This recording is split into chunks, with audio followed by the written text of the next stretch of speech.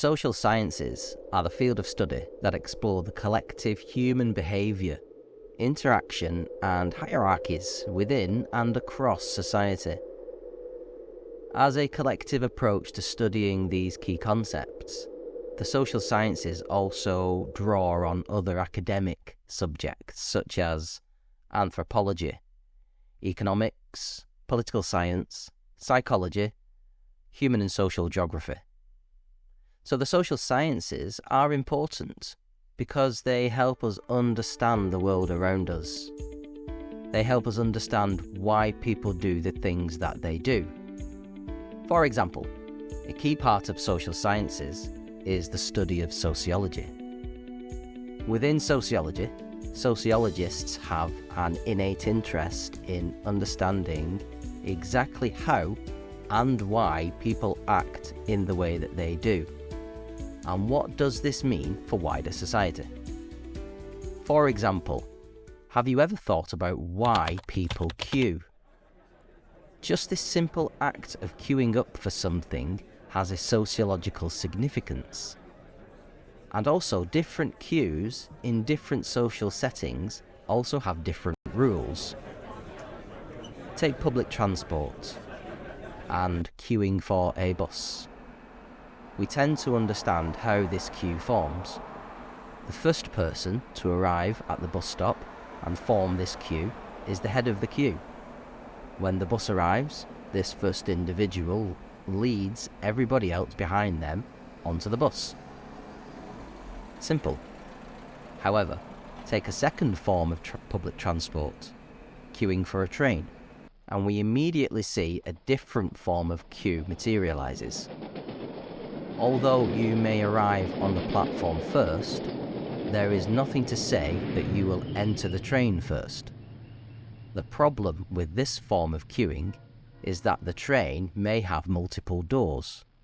So, multiple queues will inevitably form within the general platform queuing population. There is also the case that an additional queue immediately forms when the train stops. This is the queue of people waiting to get off the train. Unfortunately, this queue needs to get off before your queue can get on. So the formation and structure and rules of queues may also be understood differently through different genders. For example, take the rule of queuing that happens within a barber's shop and then compare this to the rule of queuing which happens within a hair salon. In a salon, haircutting may be done by and organised by appointments. This in itself is a form of queuing. Whereas in a barber's shop, men tend to simply turn up unannounced, and then they sit and wait their turn.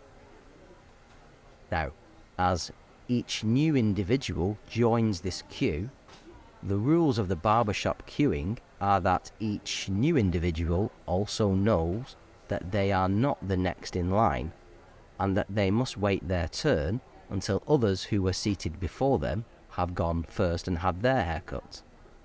This is a self-organising queue. So the barber's shop queue is also unlike other traditional physical queues that we may see in society, where people physically move along one by one, like for example in a supermarket or shop. People waiting their turn in the barber's shop do not move seats. They do not move one by one in a physical format. They have formed a small-scale community, and they instinctively know when it is their turn. We know then that to jump ahead in a queue would be breaking the rules of queuing. Now we call this a norm, and norms are these unwritten rules of society. So, as we can see, the social sciences can help us understand how people think and behave, and they can help us make sense of the world around us and how society works. This knowledge can help us make better decisions about our own lives and about our own world. Social sciences are also important because they can help us solve problems. For example, social scientists can help us to understand the cause of poverty, and they can help us to develop programs to address this problem. Social sciences can also help us to understand developmental trends in our modern world, and some social scientists work in areas as diverse as gender studies, crime, prisons and punishment, religion, migration, protest. There is also a key subject called social policy. Now, social policy is the study of political decisions and how they impact people, how they impact change, how they encourage reform, or how they penalise society. So as you can see, the social sciences are a vast and complex field, and there is no one way to learn about them. Traditionally, the social sciences are taught in universities. However, simply opening your eyes to the world around you and questioning everything is the key to understanding social sciences. So, have you ever just stopped, taken a step back and just watched people, watching their interactions? How do they deal with each other, around each other? This is what social scientists do.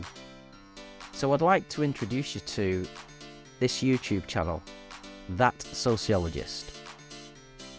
That Sociologist YouTube channel is dedicated to digesting, understanding and explaining social science research, teaching and insights. Within this YouTube channel, you'll find videos about key sociological concepts, how they are applied, and how they are understood and interpreted. That Sociologist is dedicated to sharing sociological research in digestible formats.